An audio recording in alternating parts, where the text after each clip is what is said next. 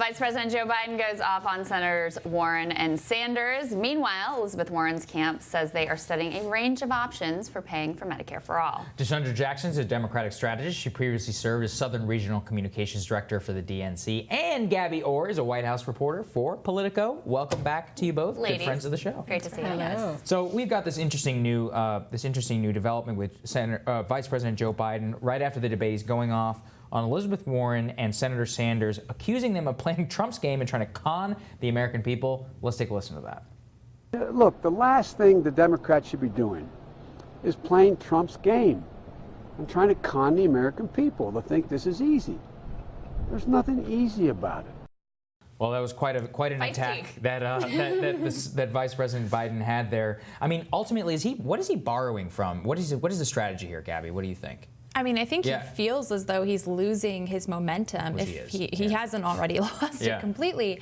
And the only way to try and bring voters into the fold, reconnect with those who supported him originally, is to go on the attack against his two greatest threats. And that is, of course, Bernie Sanders and Elizabeth Warren. I think that this is a weird line, though, for him to use, because on the one hand, of course, there are questions that still exist about how you pay for these Medicare for all plans and whether taxes will be raised. But they've both been very upfront about it. I mean, at least Bernie Sanders has. And so you can't necessarily say that he's conning the American people when he has openly admitted Americans will be paying higher taxes in order to subsidize these plans. I mean, is there any greater insult, and how does this go over with Democrats, to compare your fellow Democrat to Donald Trump? Well, listen, we know that Biden has a history of gaffes, and here's another one to tack on the list. He's desperate. We know that he came out the gate. He was looked at as the front runner. Now he has serious competition. He's losing his edge. And it makes sense for him to go after the people he views as his two greatest threats. And I mean, that's the thing is, I mean, he had that one moment in the debate where he's like, I'm the only one up here who's ever done anything. And he couldn't remember what he'd done. Or even, but guess what? Bernie Sanders remembered. You did the Iraq War. You did these bad trade deals. You did the bankruptcy bill. He surprisingly remembered helping Elizabeth Warren getting the CFPB board. Something that didn't actually happen. He conjured something which didn't actually happen. But I mean, speaking of all this, and what Gabby, you're getting at is he's falling necessarily because of Elizabeth Warren and Bernie Sanders. But we have new reporting here from The Hill by Jonathan Easley and Amy Parnes about how Buttigieg could be emerging as a new threat to Joe Biden. He's got an ocean of money in the bank, $23 million as opposed to Biden's only $9 million cash on hand. Crazy. And really, I mean, Buttigieg has been going on the attack over and over again. I think in the break we were talking about, Gabby, that line that Biden used is directly from Buttigieg on the stage against Elizabeth Warren. Absolutely. He almost plagiarized Buttigieg's attack. He has a history of that, too. He does have a history of plagiarism. Here we go again. No, I think you saw Pete Buttigieg go after Elizabeth Warren in this last debate, and in the next debate he's going to go after Joe Biden, because that really is the lane that he can occupy realistically.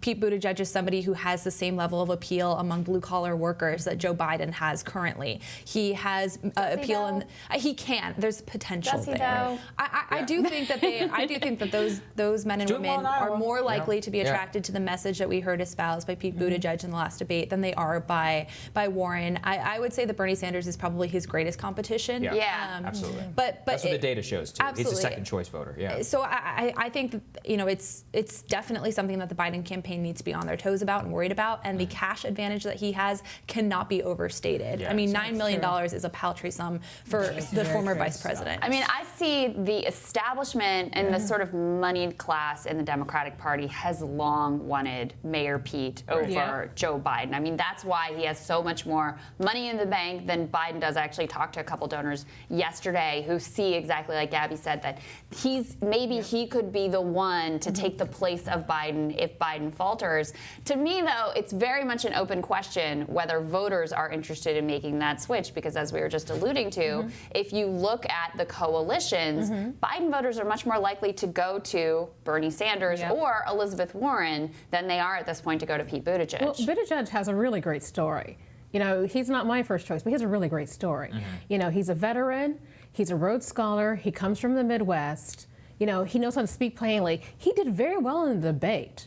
And I think he's going to pick up additional support after that, particularly since, Biden was flat. Yeah, Biden was very flat. I think he's got a great resume for a certain type of mostly Democratic donor, really. Yeah. I mean, they look at him just like you. They look at it checks all the boxes. He's a veteran. He'd be trailblazing. Yeah. He's got, the McKinsey background and the Ivy League cred and the Rhodes Scholar and all of that. Who is going to challenge the status quo like a Bernie Sanders? That's it. So and they can imagine, because he's from Indiana and was the mayor of this small city, they can imagine him connecting with Midwestern voters, but there's not actually any evidence that, he wouldn't win his own state. I was going to say that. It's very mistaken because there's no way he would win statewide office in Indiana. Absolutely not. No, but I do. One group that I think we're not even thinking of right now that would likely go after, or at least be compelled to support Pete Buttigieg if it came down to him and Elizabeth Warren or Bernie Sanders, is millennials. He has a message. He's young. He has a compelling story to tell, as you were just alluding to. He is somebody who's very articulate, and you want to sort of listen to him when he's speaking. And I think he has a lot of the qualities that millennials are looking for. Millennials over and over again are backing Sanders and Warren. They already have their candidate. They're not behind Biden to start with. And then the other group that is behind Biden is African American voters, and they've showed zero interest in Pete Buttigieg. And thank you for raising this, because that's what I want to get into. Like, black voters, black women in particular, are the backbone of the Democratic Party, and he has not made inroads. He has made some good strategic hires, but he still is not able to break through. Bernie has been doing actually a really good job, particularly of younger black voters. I think Warren is trying to. Right. Warren is really trying to go after that. And I think she still has work to do. And a lot of black voters, particularly older black voters, are still very much in Biden's camp. So the final thing we want to talk about here. So Senator Elizabeth Warren, she caught a lot of flack on the stage just from Joe Biden, what he was alluding to. She's got a plan for everything. She can't even talk about how she's going to fund Medicare for all. We have new reporting from the Atlantic. That's the line he stole from Pete, I think. The line he stole from Pete. From the Atlantic, new reporting that Elizabeth Warren's campaign is now looking to plan alternative ways that they could fund Medicare for all. So I think it seems to me, Gabby, that they're trying to concoct a way in order to pay for Medicare for all, maybe under the Warren plan that doesn't involve raising a middle-class taxes. Look, I should give credit to them. They say it's not even a raise because the cost overall goes down. But this is just a way of going around what they anticipate to be an attackable thing in the general election. Look, I think that the Democratic primary field found the one attack line that they can use against Elizabeth Warren, so long as she doesn't have a concrete way of paying for this. And one thing that was interesting in the write-up this morning about her campaign and what they're trying to do now is that they even admitted that they don't even have a clear cost estimate of this. So how can you say specifically taxes are not going to go up on the middle class when you can't actually create an analysis if you don't have a cemented cost analysis?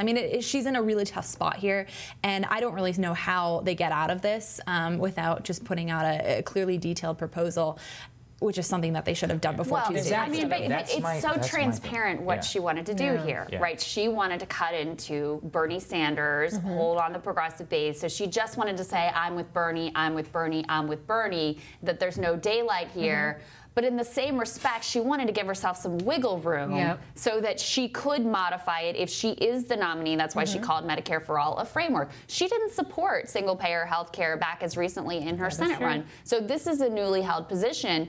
And it's interesting because it's a critique both from the left and from the right in the Democratic Party. And the right, they say, this is a problem. You shouldn't abolish private insurance. You're going to raise middle-class taxes, et cetera, et cetera. From the left, they say, are you really with Bernie? Or are you just with Bernie while it's convenient? Splitting the difference doesn't seem to be. No, it's not working, and she has been evasive, and this is her Achilles heel, and I think she really needs to answer for it.